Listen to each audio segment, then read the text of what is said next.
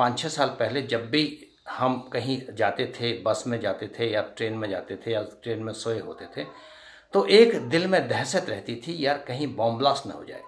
तो पिछले 5-6 साल में इस प्रकार की कोई नौबत नहीं आई। दूसरा ये है कि देखिए, सुबह जब हम उठते हैं और स्विच ऑन करते हैं जब लाइट को, तो साधारणतया हमेशा ऐसा होता है कि लाइट ऑन ही होती है। कभी ऐसा नहीं लग रहा है मुझे कि यार बिजली नहीं है।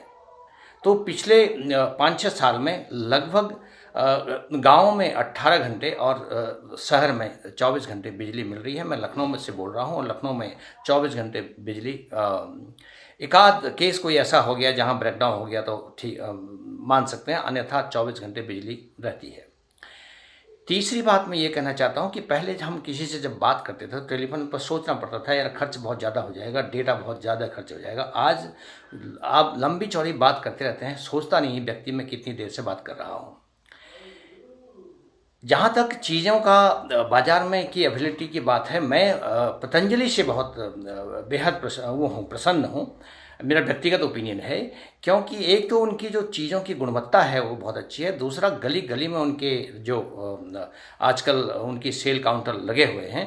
और एक उदाहरण मैं आपको देता हूँ कि पहले हम दातुन ढूंढते थे, नीम का दातुन सवेरे सवेरे, और बाकी भी हम टूथपेस्ट इस्तेमाल करते हैं, बट दंतकांति आदि प्रकार की जो चीज़ें जो बनाई हैं, टूथपेस्ट वगैरह जो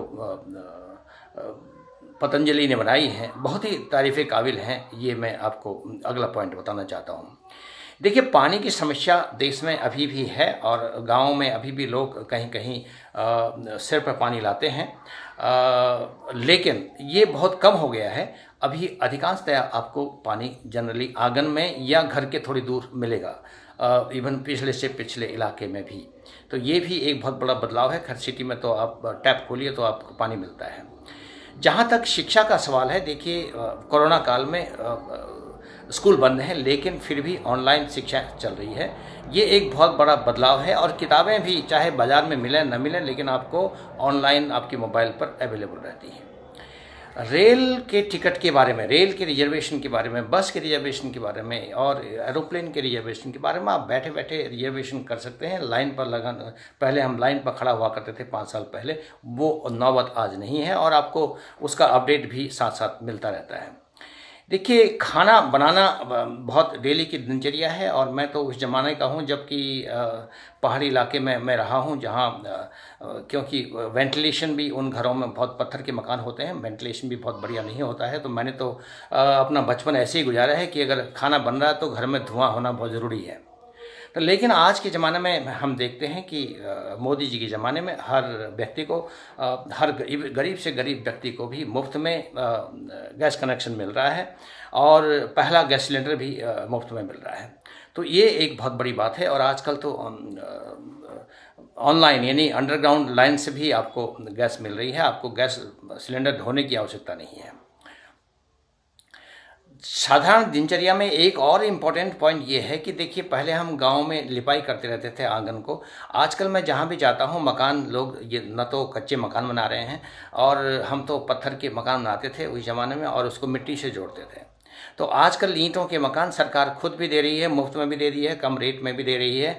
और अधिकांशतया मैं इवन गाँव में भी जब जाता हूँ अब भी, तो आपको हर जगह टाइल्स अधिकांशतया लोग इस्तेमाल किए हुए दिखते हैं। अब मैं ट्रैफिक की बात करता हूँ। देखिए, हेलमेट लोगों को पहनवाना एक बहुत बड़ी मुसीबत हुआ करती थी। मैं यूपी की बात कर रहा हूँ, हो सकता है बाकी देश में भी यही सिचुएशन हो। तो आजकल आलम ये है कि अगर टू व्हीलर उसने चलाना है तो चाबी वो गाड़ी के बाद में ढूंढता है, पहले हेलमेट ढूंढता है। तो इससे जो है एक्सीडेंट रेट बहुत कम हुए हैं और लोगों की जान बहुत बची है। पुलिस आपको हर चौराहे पे मिलेगी। पहले आपको कभी कभी पुलिस ट्रकों और अधिकांशतया ट्रकों और गाड़ियों वालों से पैसे भी लेते हुए देखी जाती थी, बट आजकल पुलिस जो है वो ज़्यादा गाइड करती है। भाई आपको इधर जाना है, आपको उधर जाना है, या शायद सीट बेल्ट नहीं पहना है या हेलमेट नहीं पहना है। तो इस प्रकार से वो लोग गाइड करते हैं। एक आध केसेस कहीं कहीं हो सकते हैं, मैं ये नहीं कह सकता।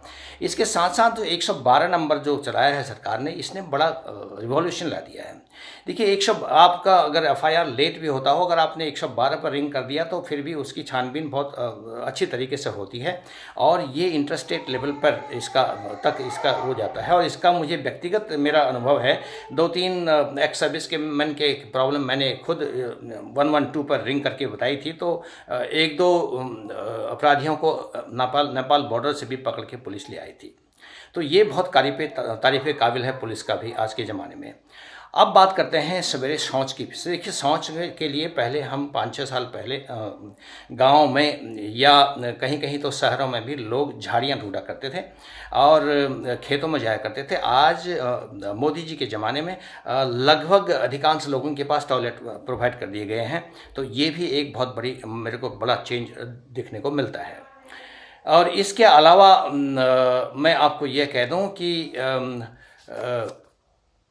जो कोरोना है एक ऐसी बीमारी है, बहुत ख़तरनाक बीमारी है, और हमारे देश की जनसंख्या बहुत अधिक होने के बावजूद पहले तो हम छोटी छोटी बीमारियों से ही घबरा जाते थे, बट कोरोना जैसी बीमारी से देश ने और सरकार ने जिस तरह से लड़ाई की और लोगों ने जिस तरह से सपोर्ट किया, यह भी एक बहुत बड़ा चेंज है लोगों के माइंड में। ये कैसे आया ये चेंज आपको मालूम है, मोदी जी की व्यक्तिगत इसमें उनका खुद का सेल्फ एग्जाम्पल इसमें रहा है। देखिए, पहले हम जब पैसे निकालने बैंक में जाते थे तो पासबुक के साथ जाना पड़ता था, एक विड्रॉल फॉर्म भरते थे। आजकल एटीएम में पैसे निकलते हैं या आपको फ़ोन से पेमेंट होता है। ये भी एक बहुत बड़ी उपलब्धि है। इसमें कहीं कहीं एटीएम से पैसे भी चोरी होते हैं और इसके बारे में मुझे बहुत सही तरीके से याद है कि आज से 3-4 साल पहले मोदी जी ने एक भाषण में कहा था कि नौजवानों को मैं आह्वान करता हूँ कि देखिए, भविष्य में साइबर सिक्योरिटी में पैसे आपके साइबर सिक्योरिटी एक बहुत बड़ा रिस्क हो सकता है, तो आप लोग इसको नई खोज करके इसमें कुछ आगे अच्छे सुधार करने की कोशिश कीजिए। तो ये एक बहुत बड़ी सुविधा आज के तारीख में है। अब मैं बात करता हूँ पुलिस की। चौराहे पर जब पुलिस खड़ी रहती है तो सब जगह सीसीटीवी कैमरे लगे हुए हैं और अधिकांशतः आजकल आप लोग देखते हैं कि लोग हॉर्न भी कम बजाते हैं और क्रॉसिंग पर जो ट्रैफिक है वो पूरी कंट्रोल में चलती है। वो ग्रीन लाइट, येलो लाइट और रेड लाइट का पूरा ख्याल करती है। देखिए, फौजी के मामले में आपको ये कह दूं कि फौजी जब ड्यूटी पर रहा करता था तो पहले 5-6 साल पहले तो अधिकांशतः कभी कभी हमको ये ऊपर से आदेश लेना पड़ता था कि साहब गोली चलानी है कि नहीं चलानी है।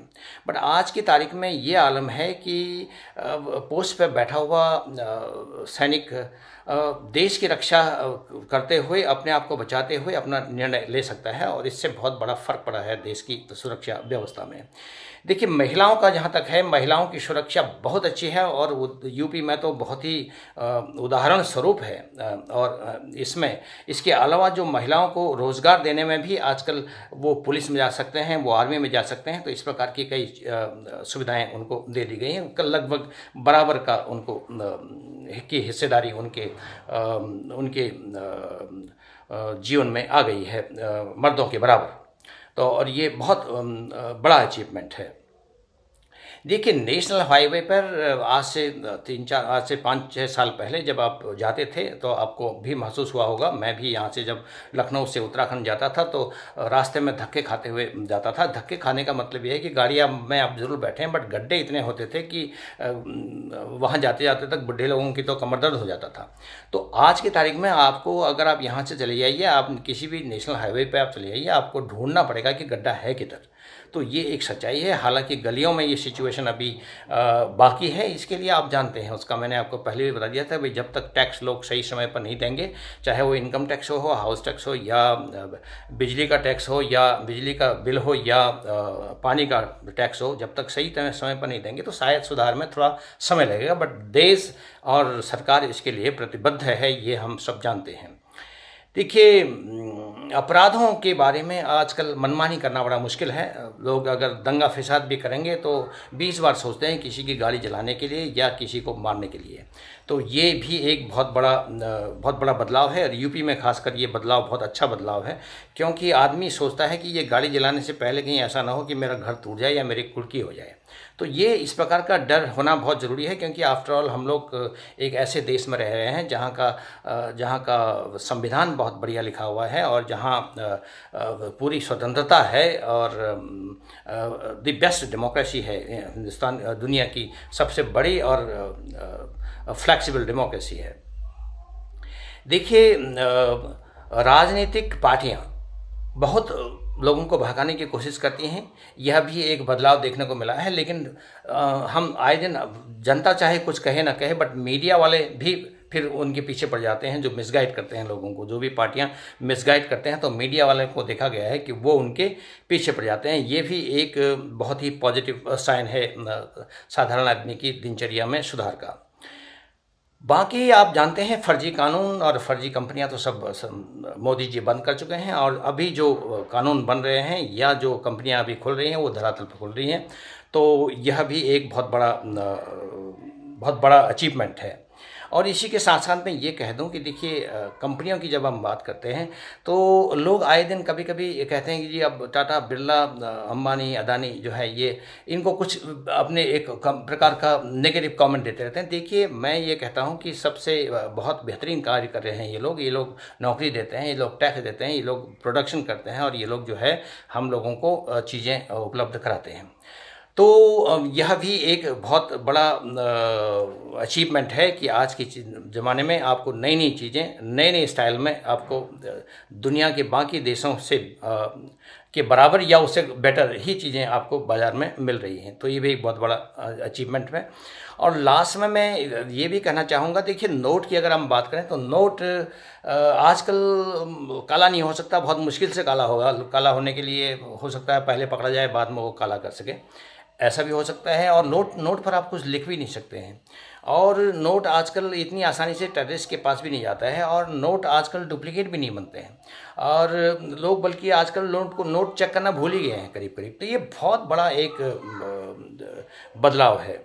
इसके अलावा मैं आपको आखिरी पॉइंट ये कहना चाहता हूँ कि देखिए पासपोर्ट जब मैंने पासपोर्ट बनाया, मैं कमांडिंग ऑफिसर था, तो मुझे 6 महीने लग गए थे पासपोर्ट बनाने में। पुलिस भी 1-2 बार घर में आई थी वेरिफिकेशन के लिए, और तो 6 महीने लगते थे। आज के ज़माने में एक साधारण आदमी पासपोर्ट ऑफिस जाता है तो वो चंद दिनों में उसको, 1 हफ्ते के अंदर लगभग उसको पासपोर्ट मिल जाता है। यही आलम है। बाकी लाइसेंस, गाड़ियों के लाइसेंस आदि का भी, किंतु अभी कुछ ऐसे डिपार्टमेंट हैं जहां देखिए सरकार तो डिजिटलाइजेशन करने के लिए ऑलरेडी कह चुकी है, लेकिन कुछ डिपार्टमेंट ऐसे हैं जहां पुराने स्टाइल में लोग काम करते हैं और वो जानबूझकर उसमें थोड़ा डिले करते हैं, और ये बदलाव आने में थोड़ा समय लगेगा, आप जानते हैं। तो बेसिकली मैं आपको अंत में ये कहना चाहता हूँ कि मेरे दोस्तों, जिन्होंने मुझसे कई बार सोशल मीडिया पर या व्यक्तिगत रूप में या टेलीफोन पर क्या बदलाव हुआ जो पूछा है, तो ये पॉइंट हैं, जो चंद पॉइंट मैंने बताए हैं। अभी तो बहुत पॉइंट मेरे दिमाग में है, बट मैंने आपको बहुत बेसिक पॉइंट बताए हैं, जिसके बेस पर आप ये मान सकते हैं कि पिछले 5-6 वर्ष में मोदी जी की सरकार ने जो कार्य किए हैं वो काफ़ी सराहनीय महसूस